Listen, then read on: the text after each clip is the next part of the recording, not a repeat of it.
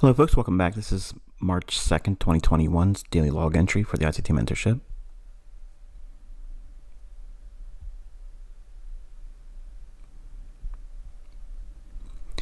Alright, so I want to talk a little bit about the dollar index and the euro dollar in a little bit more detail than that of the British pound. And then I'll mention the S&P at the end. So we're looking at the dollar index as a daily chart. You can see we have the mean threshold of this last up close candle, which is a bearish order block that's projected in this time.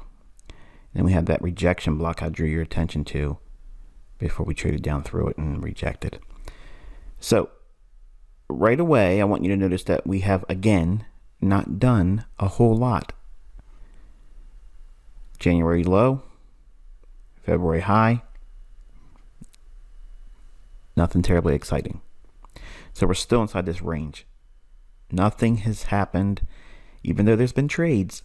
So don't get excited about missed moves or being concerned about, oh no, it's moving without me.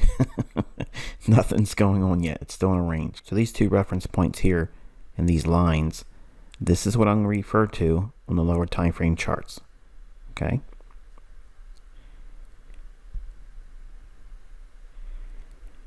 So here's that daily bearish order block mean threshold and the rejection block on the daily chart, okay? So now we're looking at the dollar index. This is that market maker buy model.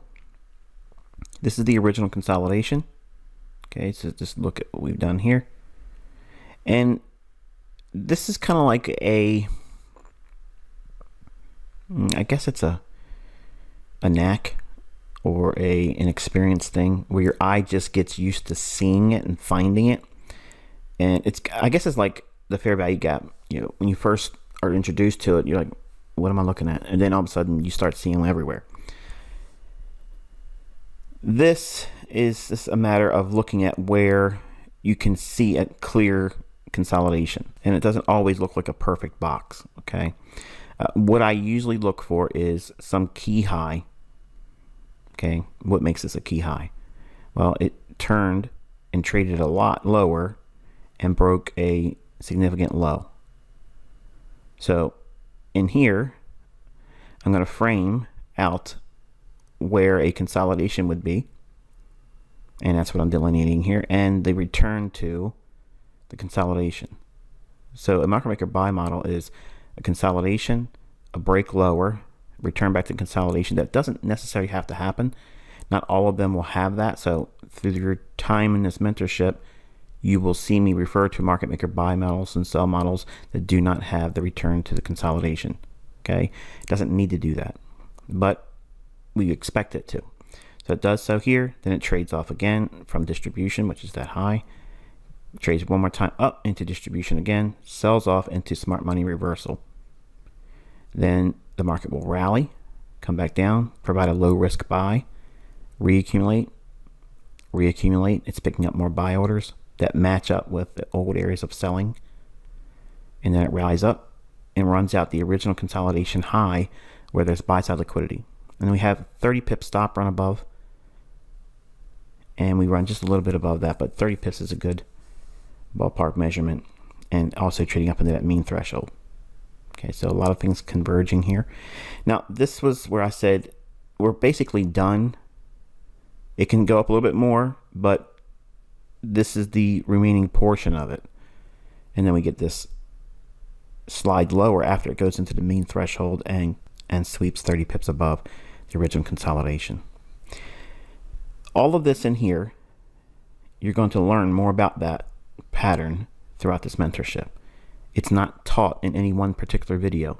I can't teach it all in one particular video. Okay, you're going to see this layering effect over time and how all these things work together.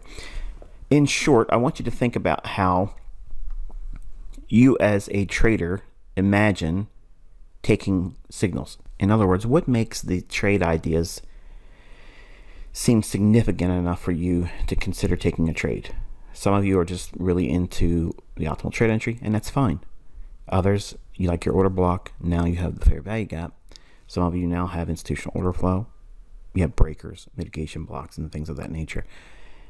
I want you to think about how the market is predisposed to go higher when we get down to this level here, and then how we framed out ideal entry points here that led to a run above this old high. The easiest way for me to make the most significant turning points are defined with my market maker buy model and sell model. Now this is a buy model because you're buying at a low risk level down here with smart money. You won't always get this entry. This is where you've been doing it for a number of years after becoming a charter member. This here, here, or here is about what you're going to be striving for by the time you're a charter member. Now, you may get to that point where you can trade these points here in your mind, in paper trades, demo trades, not live trading, okay? It's important that you're reminded of that. But we're focusing here. So if it was going to reject and reverse down here relative to that daily rejection block, that's what this level is here. If it's going to go up, where is it going to go? Here. So everything from this point here till we get to this price level should be a buy. So it keeps you on bias. Bias being bullish. Okay. We don't trade dollar. We use it for a barometer. So it's telling us that foreign currency should be going lower. So if we get buys here on dollar, that should translate into sells for euro dollar and cable, or British pound versus US dollar. Until we run above this high. How high? Well, if we went above a 10 pips, does it get to that mean threshold?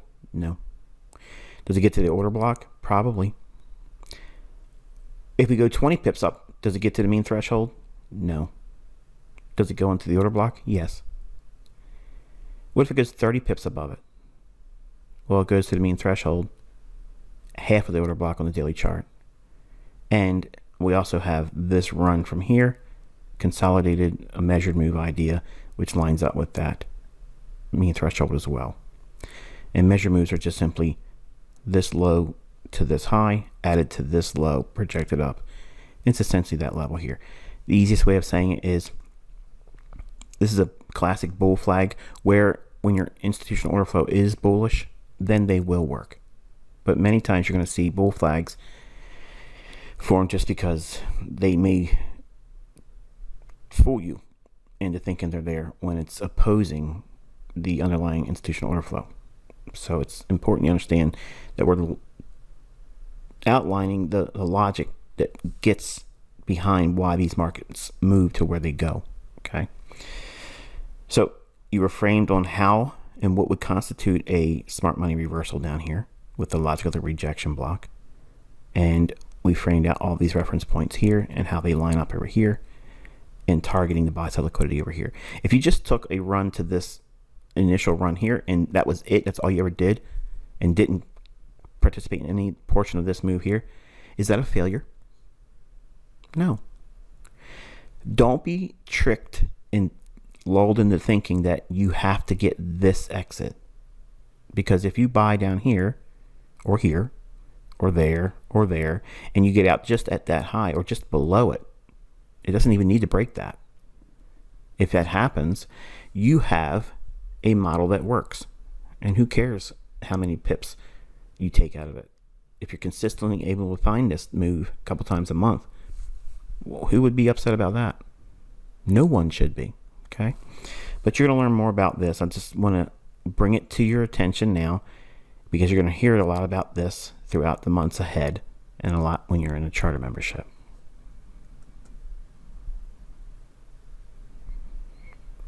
Now here's the 15-minute time frame. You're probably thinking, this feels like a midweek review. Midweek review is going to be real short when it comes to reviewing. And again, we're going to start pouring into lessons. So I'm giving you some of that now. So it's not just, here's what happened. I'm giving you logic and the reasons why some of these things panned out as the way they did. Again, smart money reversal on that Thursday last week. All of the key buy points at reaccumulation. The old high.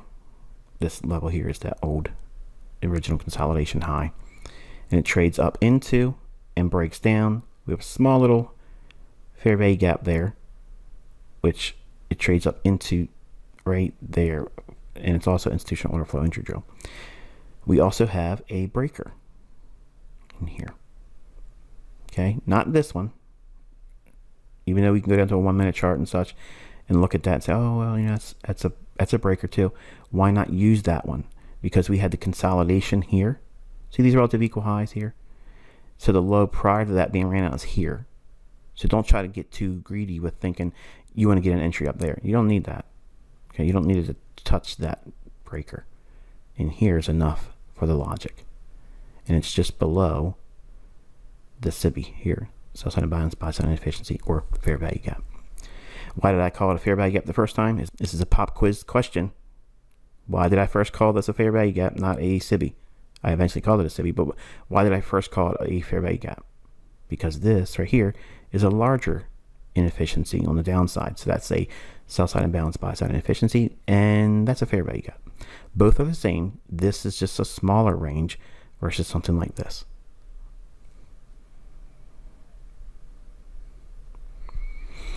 Moving into the 15-minute time frame, I gave you a what do you see exercise on my community tab today on YouTube. And these relative equal lows I kept out of the picture, okay, because I wanted you all to go to your charts and see what it was aiming for. You should be looking for these in your charts because that's where sell side liquidity resides, and if it's dropping, it's going to want to go into that.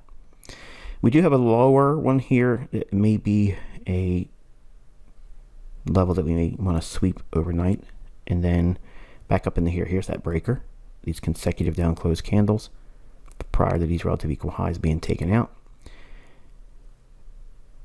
It could have traded up to here, but I'm teaching you the logic that my mind goes to this first, because the relative equal highs, that is a PD array. While this is a short-term high that gets ran out, yes, I will admit that's true. But if we have relative equal highs prior to something like that forming, I'm going to look at the low prior to that. So if we break down through, this is the level that's going to be most important to me. And you can see the market trades up into this sell side imbalance, buy side inefficiency, or fair value gap. And it does so in New York with institutional order flow entry drill, and then sells off, comes back up into mitigation here, sells off again, and attacks the sell side liquidity there and reaches into it at London close at noontime. If you look at the daily range in this regard, it's the open, rallies up, creates the high of the day, continuation in New York, makes the low of the day in London close. So again, this framing is a scalper's daily range. So we're looking at midnight to noon New York time. We're going to teach more about time, but for now and for a couple months, we're going to be working with this range here. Okay, and then we'll evolve into true day.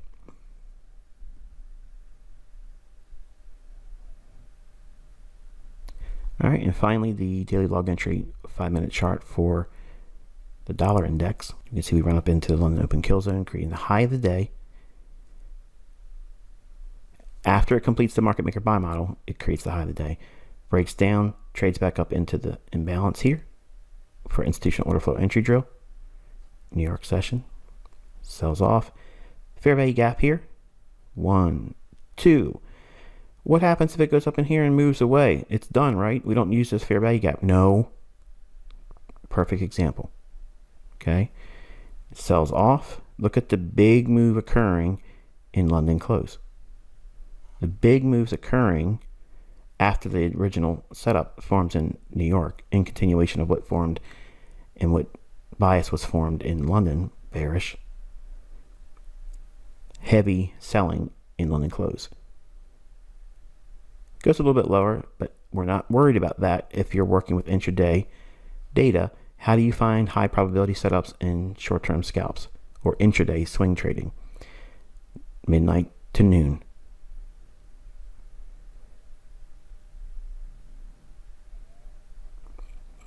Euro dollar.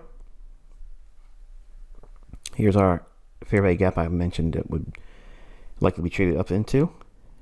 Here's the mean threshold of the bearish order block here, extended out in time. So there's your two levels in here that you'll see on the lower time frames. In this box here, I want you to see where this is in relationship to the daily chart, because I'm going to show you the market maker sell model here. Doesn't look like it here, especially for those that are new and don't know exactly what that is yet. But I'm actually teaching it to you right now. So the original consolidation is in the daily chart here, but we don't see it in the daily chart. But the logic behind it is there. So remember, there's a bullish order block traded down into here. And I said, okay, we're going to look to see if it wants to trade higher. If it trades above here, we have a buy side liquidity pool here, and it'll use that to springboard into the fair value gap up here. Well, we traded through it here and ran it right up into the fair value gap. Since then, traded softer and back below this low into a discount array in the form of a bullish order block mean threshold. Half of this down close candle is the mean threshold. That's a sensitive price level. You'll learn about that as you get more into the mentorship, and if I'm not mistaken, I covered a lot in month 4. Now here is the market maker sell model, which is the opposite of what we saw in the dollar index with its buy model. This is a sell model. We have an original consolidation. It runs up out of the consolidation, comes back down into it. Okay, this does not have to happen, but if it happens, great. If it doesn't, it doesn't matter.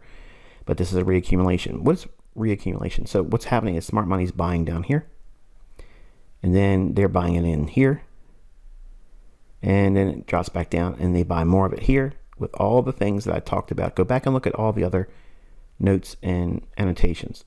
All this is stripping it away to the logic, but I was giving you the very specific price points and PD arrays that line up with these ideas. Okay, this is theory. I gave you the fine details day by day. Then it runs up into the fair value gap on the daily chart. That's the smart money reversal. This is where smart money or the interbank traders are offloading their longs and shorting heavily.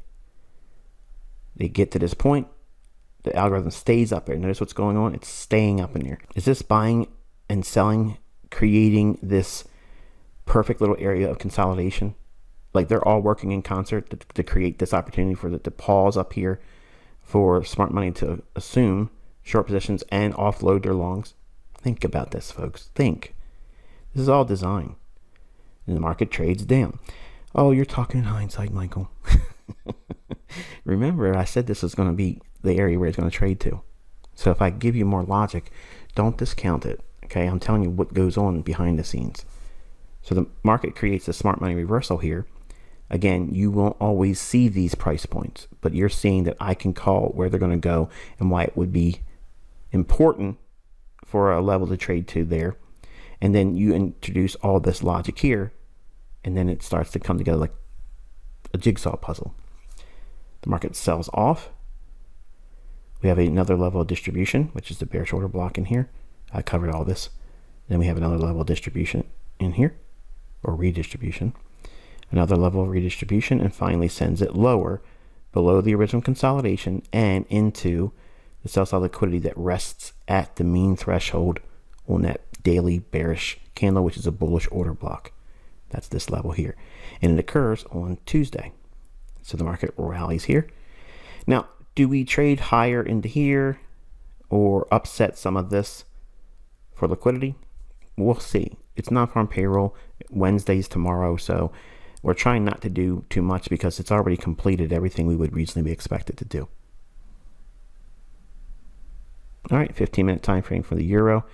All I'm showing you is just a more detailed look on the lower time frame. It trades back down and finds support at that original consolidation and finds a rally off of that. Rebalances this small little fair value gap.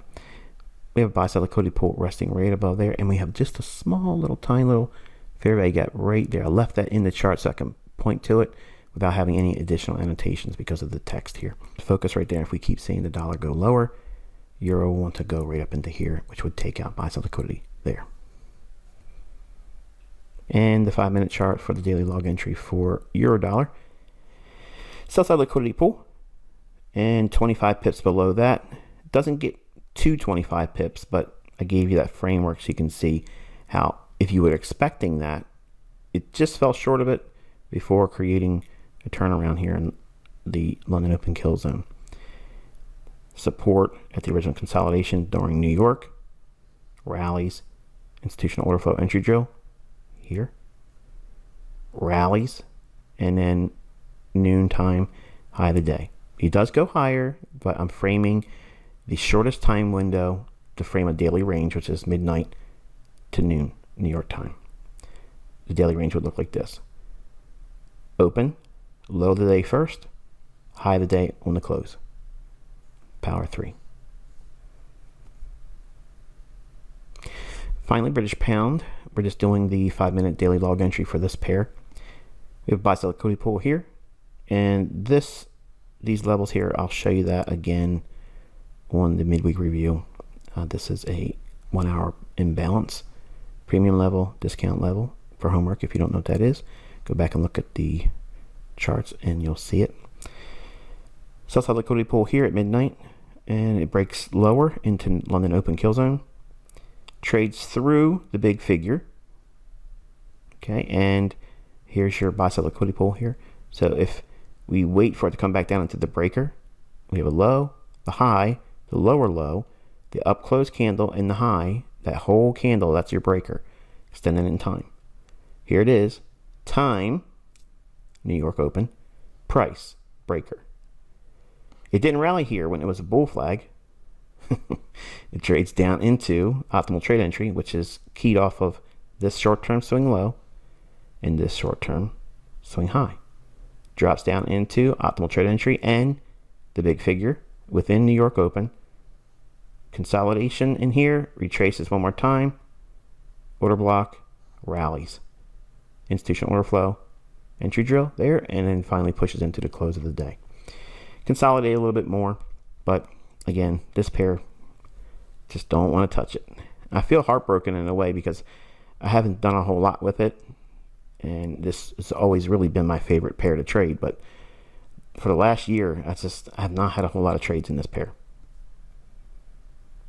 All right, finally, I want to talk a little bit about S&P. Yesterday, I talked about some of the confusion I had for the new members coming in when I said I felt that it was problematic for stocks with the interest rate and some of the things I mentioned. I'm not going to repeat it all because it's already in video from the weekend. We don't want to sell short when we're in the deep end of the range. So the high to low, this would be like an oversold condition. If you had an indicator, like if I was plotting an indicator, you would clearly see you were oversold. You don't want to sell short when you're oversold. Okay, retail understands that much. And if I'm bearish, what I'm saying is if it gets to a premium or a premium PD array, then I'm interested in selling short. The imbalance here, sell side imbalance, buy side inefficiency, is defined with the premium high here at this candle's low. I mentioned this yesterday. And when we were trading up here, I said, I'm interested in seeing it go lower from here. So we use this going forward. Now, how do setups form, ICT? How can I take what you're saying and go into the chart and study and practice looking for things to form based on what you're saying, but still not be a signal service, still not put you in a live trade, still not do all the hand holding and get you so accustomed to me pointing it to you every single time, so that way you're codependent. That's a big, well, it's an important thing for me to balance, because I want you to learn, but I don't want you to be expecting me to lay it in your hands for you, because if I do that, it teaches, like I said, codependency, and I want you to be an independent thinker. I'm helping you with my experience, so that way you go in with the right idea, so you can start studying and looking for the things I'm teaching you. Even if it's hindsight, you're going to find that even with this example here, it's beneficial. So this was the level we wanted to see a reaction at, basically, because we had dropped from here down, rallied back up. We rebalanced all of this downside. Okay, all of this sell side delivery was rebalanced with buy side delivery. Look at the bodies of the candles here. You don't think that's respecting that? That very level I talked about. This is the S&P. This is one of the big boy markets, okay? We're not talking about Forex scam markets, guru scammers, Instagram guys. We're talking about this is a real professional market. Okay. This is a real institutionally traded market. Okay. There's a lot of liquidity in this market. And if Forex ever dies the death of one currency, I'm going to trade the S&P in the bond market. Okay. There's no reason why you guys should be sending me emails in fear. What happens if they end all the foreign currency? Well, okay. Nothing's going to happen except for I'm going to change my asset class. It's simple as that. And there's always going to be commodities. And it is what it is. You have to adapt. We had to adapt as traders from the 90s from open outcry pits where we had to call the broker, wait for the phone to ring, for them to pick up the phone. Then when they answered, they said, "Hey, hello, Lynn Waldock. How can I help you?" And you would say, well, for me, it would be H desk. Oh, 1 second. And they put you through. Then it rings again. The whole time the market's moving around. Okay, it's not waiting for you. H desk picks up. H desk, your account number. You give them the account number. Okay, then you give them your PIN. Okay, what can I do for you? If this was December contract, which it's March right now, you would say, I would like to sell 10 Christmas spoos at the market, or I'd like to sell 10 Christmas S&P at 3,900 or better. Good till canceled. That means the order stays open until I cancel it. And you give them a stop, you give them a target, and you say, okay, do you want to hold for your fill? Yes. Then you wait. He sends the order to the pit. You wait, and then all of a sudden he comes back. Okay, you have sold 10 Christmas spoos at 3,901 or whatever, if you maybe 3,100 even, whatever your fill was, they give you that, and they give you a confirmation number or your order number, and that's it. You close and you hang the phone up. That's how we used to do it. You guys are spoiled. You pull up your smartphone, you click, click, click, click, click, click, click, and it's done. Okay, it's instantaneous. It's right there. So don't be fearful of change. If they all go away and there's no wide selection of different countries' currencies, because it all goes under one currency, I don't personally think I'm going to be here for that. But if I am, I'm going to trade another market. It just won't be a currency. So there's nothing to worry about, folks. There's absolutely nothing to worry about. There's always going to be some kind of speculation. Okay, so if that speculation is available, it's going to use the things I'm teaching you. Or at least that's my belief and that's my faith. Okay, so there it is. But back to this level here. This level here is where we were outlining the idea, or I was outlining the idea yesterday, that I would like to see it sell off from there. Now, you may be wanting to see this type of move when I say that, but go into this area here, like I'm going to show you, and you'll see how it forms the setup. Here's your key level. So this red level here to this blue level. Why this blue level? Well, this is your fair value gap. This is the premium level of the fair value gap, which would act as a discount level now, because when price is up here, it's going to trade down to that. So in other words, this is just an area where a fair value gap would exist, and this would constitute an institutional order flow entry drill. Doesn't necessarily mean it's a buy. It just means that that's a good level to take profits if you're short. Where are you going to be short at? Look at the bodies of the candles respecting that level right there. Do you see this logic anywhere in supply and demand? No. They're going to be up here waiting for something up here. How about support and resistance? Nope. That ain't giving it to you either. It's this. Sell side imbalance, buy side inefficiency. The market remembers that level right there. Before it became electronic, the actual men that would make the market would utilize that level right there. That's why if you can go back in the old data, you'll still see these things happening then before electronic trading, because it's the same things. Only thing they've done, folks, is automated it. It's much more efficient now. People aren't lazily working. They're not missing the timing that would be appropriate. It's just perfectly streamlined now. And that's a good thing. That's a wonderful thing. Speed and efficiency is what we have been gifted with by them making changes, because they want it easier for them too. But once you understand what they do, they can't hide it. So we're just going to ride on their coattails and it's done. So let them make all the changes they want in the marketplace. It's just going to be making it easier for them to make money. And as long as they're making money, I'm making money. All right, so we're going to drop down into the 5-minute chart, wrap this video up. Here's that first touch into that level last night. As I was talking to you, we would see some selling at that level, and that's the premium level of that SIBI, okay, on that 4-hour chart. Market breaks down, creates an imbalance right there. Gets too far ahead of itself, comes right back up into the bearish order block right there with the fair value gap.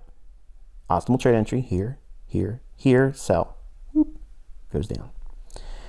See this sell side imbalance, buy side inefficiency? See this candle's high right here? If the market trades up to that high or a little bit higher, you can be a seller. Boop. Sells off. Okay. If you were just taking the buy stops above here and using institutional order flow entry right there and just targeting that low from here to there, that is a trade that I would take personally. That is a trade that I personally would take. I would take this one as well, fair value gap, because the context of what I just outlined here, it starts to break down quickly. Well, what do you have here? Optimal trade entry. What time of day is this? London open. Oh, this works there too. Yeah. Fair value gap, buy side liquidity right here. Optimal trade entry, sell off. Where are you going to target? Right there. That's enough. Then look what happens. Whoop. One more time, back up into the fair value gap. I know I shouldn't do the sound effects, but that's how I do it when I talk to my youngest son with these charts. You can hear me. I've been talking to him today. I'm stuck in that mood. I apologize. I'm not going to edit it out, so don't hiss and moan. So we have the sell side delivery here and attacking this low. So it creates offset distribution, and it trades into that daily fair value gap in the form of institutional order flow on the daily chart. So the time frame perspective is we are at institutional order flow entry drill as a buy right here. So if you were selling back here or here, here, or here, this is something you want to be aware of, because you want to definitely have something taken off, because otherwise you will ride through this. And it trades all the way up into that level again on the 4-hour. Look at the sensitivity there. Again, it's not supply and demand. It's not support and resistance. It's not Elliott wave. It's not any of that stuff. This is real institutional market theory, and then how price is delivered. Small little fair value gap here after this reaction. So if it trades there, we wait. We want to see what it's going to do. It hits it and rams it lower, leaves this low imbalance. Well, when it trades back up to there, what would you expect to see happen? Rebalance and go lower. SIBI, institutional order flow entry drill. What do you aim for? Rejection block. See if you can get a piece below that. Does so right there. We also have a rejection block here. Goes below that, and then we get this run here and the rejection block there as well. Hits and sweeps it. It goes higher one more time, right back to some random level over here. Something completely random. You would never expect something like this to occur. I'm being facetious, I know. Market trades lower. Sell side imbalance, buy side inefficiency. Trades back up. The body's respecting it, basically. Bearish order block, the highest up close candle, biggest beefy body candle. There's your order block. Optimal trade entry for the PM trend on Tuesday. See this dotted line right here? The reason why it's dotted at noon, this delineates the split of the daily range for SPOOs or S&P. So in the morning, you have a trend in the morning. Okay, so here's when the market opens up for stocks, and this is the mood that you would trade for the morning session. And then you go square, flat throughout lunch, between 11 o'clock and 1 o'clock in the afternoon. Then typically around 1:30, 2 o'clock, then the PM or afternoon trend forms for S&P. This is how I did my work every single day as an S&P trader, every single day. PM trend creates the high, low, optimal trade entry, sells off. What's it aiming for? Liquidity below this low and this low, relative equal lows. And it should go a little bit lower than this one because this isn't enough for me. So I would expect this to go a little bit lower. How much lower? You have to go back to that 4-hour chart and then back to the daily chart and the things I mentioned. And we'll see how we get the rest of the week delivered. But you can see what I showed you is how you find where the setups will form. I'm never going to run out of setups. I'm never going to run out of yeast. Okay, this baker can find dough. Okay, and I'm teaching you how to do it. But you have to find the setups yourself that speak to you at these levels. So once you identify what you're looking for, then you just go in and you study that level and watch what forms. If your eye jumps to these little openings where the fair value gap is, then that's your setup. If yours is the optimal trade entry, that's the setup, that's yours. If it's the turtle soup, old highs, ran out to the level we expect, and you're selling short there, that's the highest form of courage and understanding, and you're going to get the best fills all the time. All of you want to do these, but in reality, you're willing to wait and want to do that. You want this because it's sexy. You want this because it's safe sex. Okay, not to be crude, but that's how most of you young men are thinking. You want this, but you're really going to wait for that. Over time, you're going to learn that is not a big deal, but you're going to learn to trust it over time. And it sells off and goes to offset distribution with the rejection block here, and then offset distribution here on that one. So notice what's occurred here. Today, the bias for SPOOs I gave you was what? Was it bullish? No, it was bearish. Off of what level? What was the framework? That 4-hour premium level on the CIBI. So it hits it here, sells off. It hits it here, sells off. And it hits the fair value gap after hitting there and then sells off. What pattern exists here on all the sell-offs? Everything I've talked about on each one of them. Optimal trade entry here, fair value gap, bearish order block. Optimal trade entry here, CIBI, institutional order flow entry drill. Optimal trade entry here, fair value gap, order block, sells off. Optimal trade entry here, fair value gap, order block, sells off. Fair value gap, context is at, it already hit this and it's going lower. Fair value gap here, displacement, imbalance, bearish order block, optimal trade entry, sells off. You see how they all start to dovetail?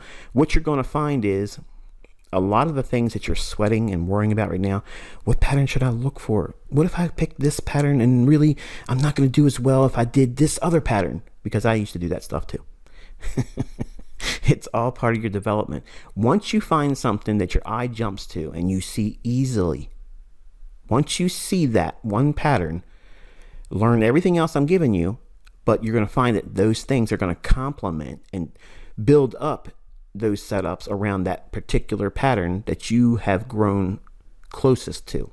The comfort level that you find in looking for the things I'm teaching you, I'm leaving that for you to discover because that is all personality based. I can't push you into a mold. I can't take you and say, okay, I have this big cookie cutter that's shaped like the ICT logo.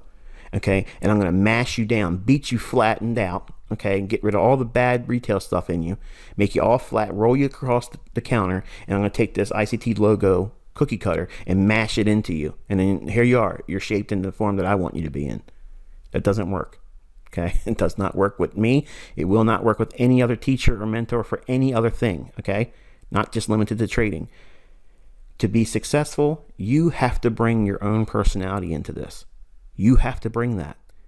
And that's why in the first beginning months of this mentorship, really the first half, it's all about figuring out how you're going to derail yourself.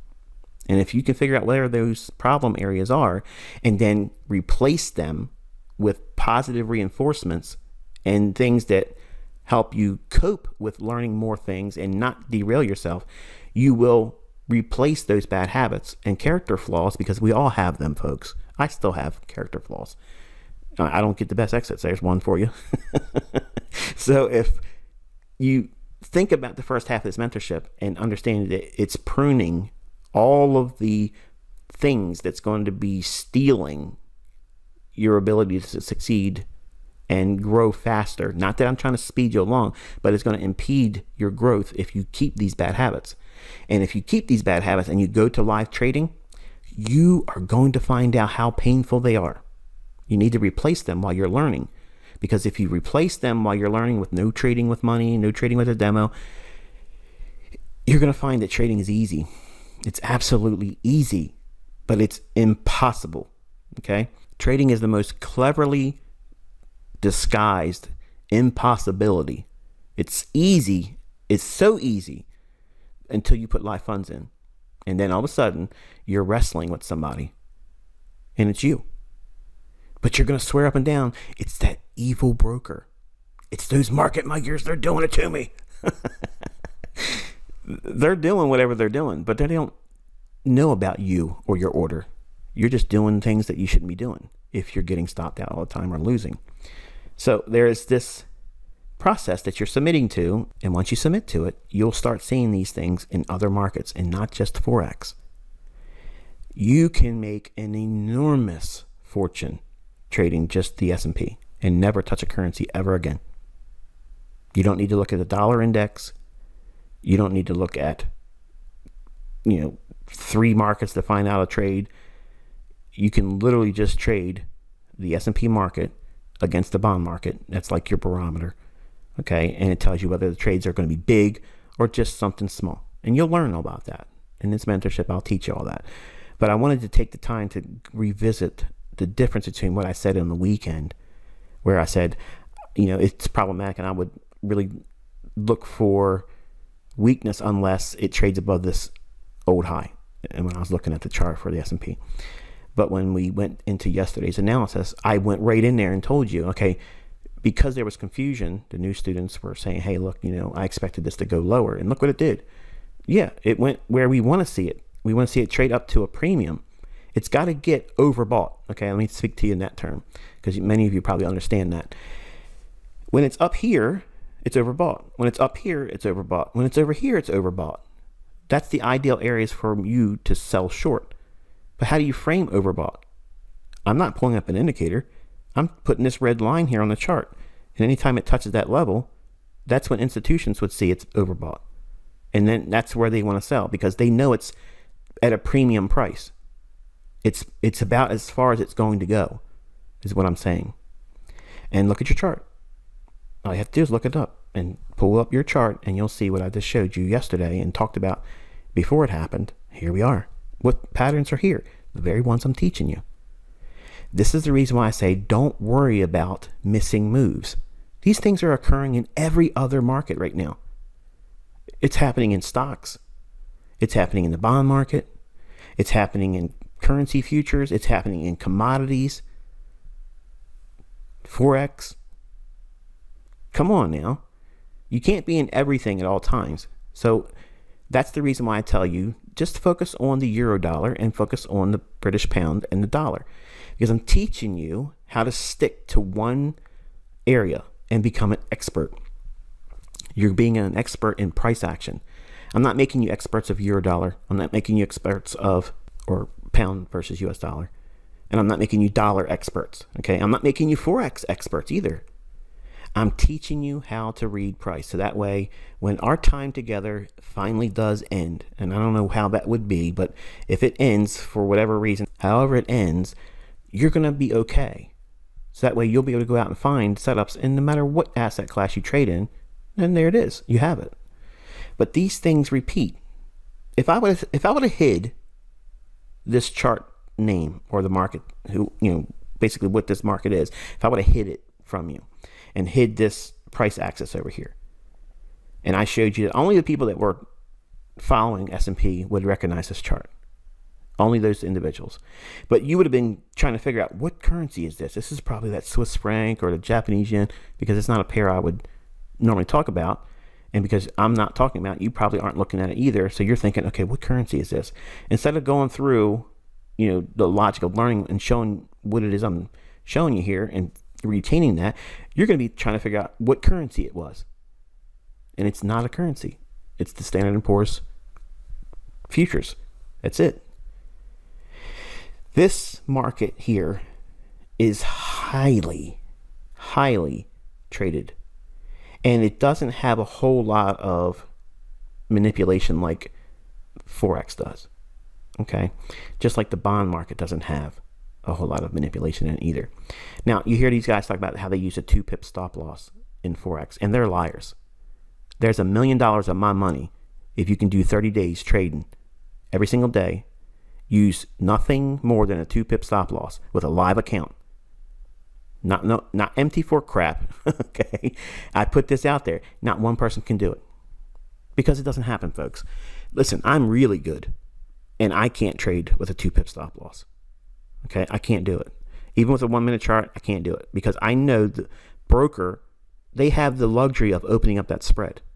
They can do that. That's legal, and that's why these yahoos that are 20-year-olds, they're talking that stuff. They're liars. They have no idea what's going on. They have no idea. Period. But now take me over to the bond market.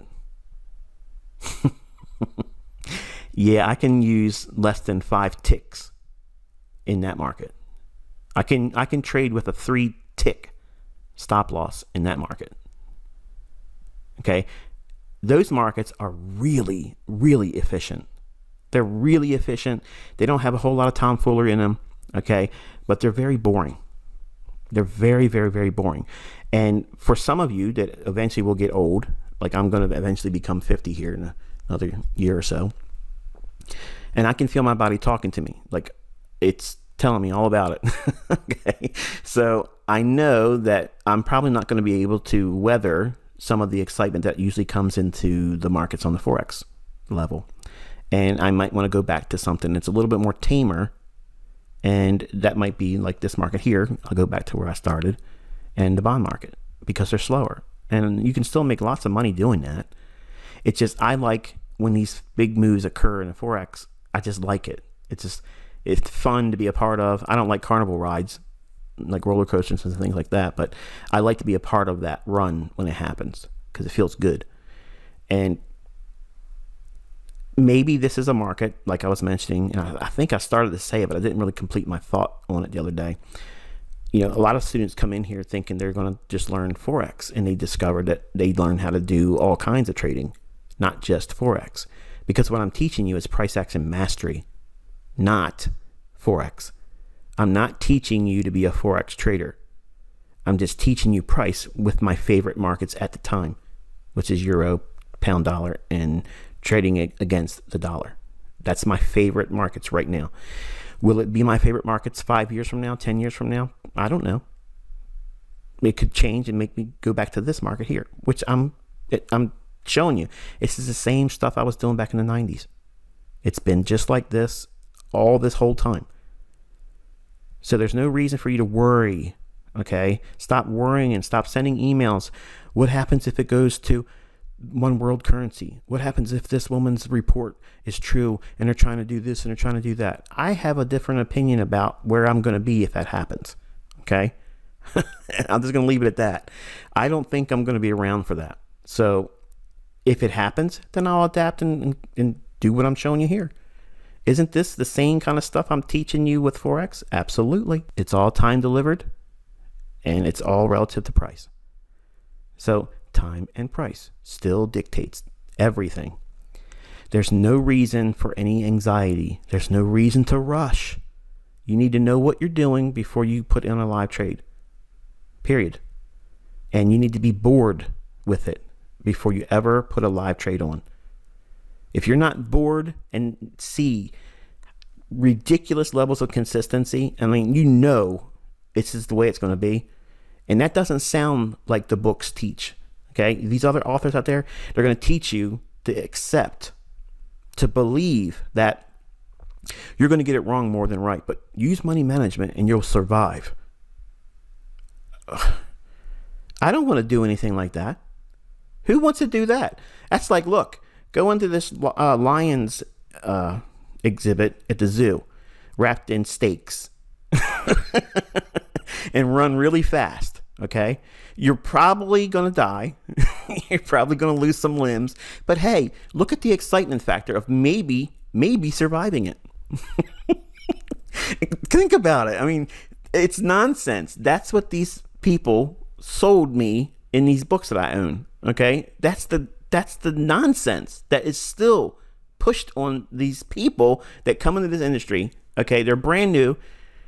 They're like, man, this is incredible. Like, I really could survive this onslaught of a lion chewing me up.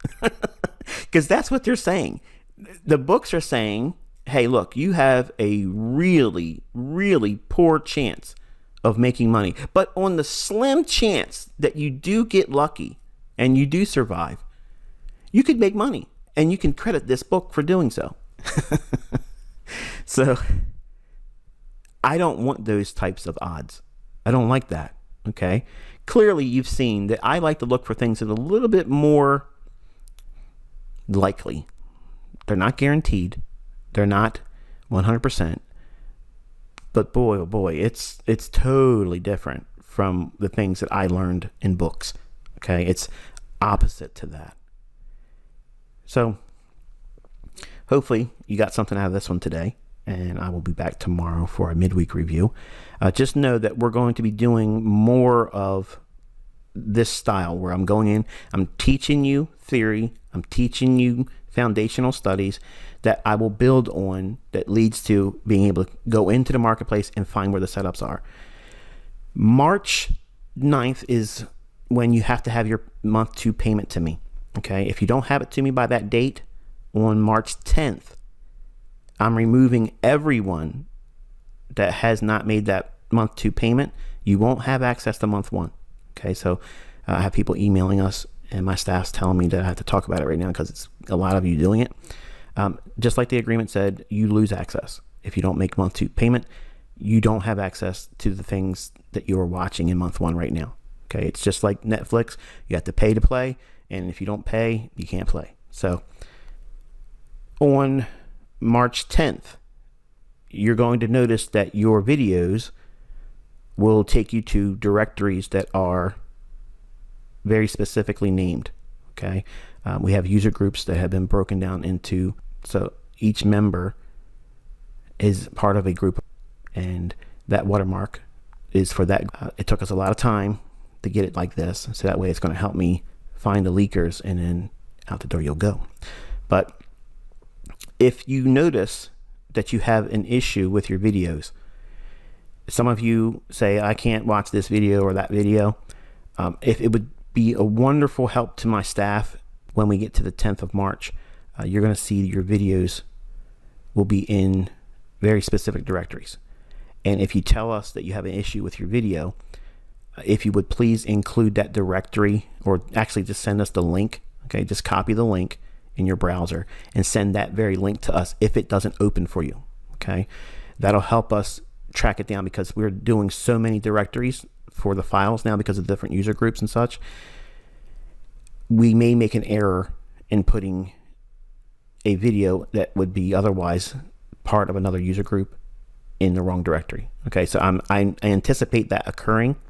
I don't think it will happen, but if it does, it'll help us correct it quickly. Okay. And also stop sending any technical issues through the ICT Mentorship Inquiries email. If you're already a member here, you don't use ICT Mentorship Inquiries email ever again. Okay. You don't do it. You only email me at innercircletrader@gmail.com. Okay. I'm using the ICT Mentorship Inquiries at Gmail for people that are giving me videos that are being leaked, and I'm working with them to find out. I got 3 people on Instagram that are pushing out 2021 videos, and I have people giving them to me, so I'm weeding them out. I'm gonna get you. Until I talk to you tomorrow, be safe.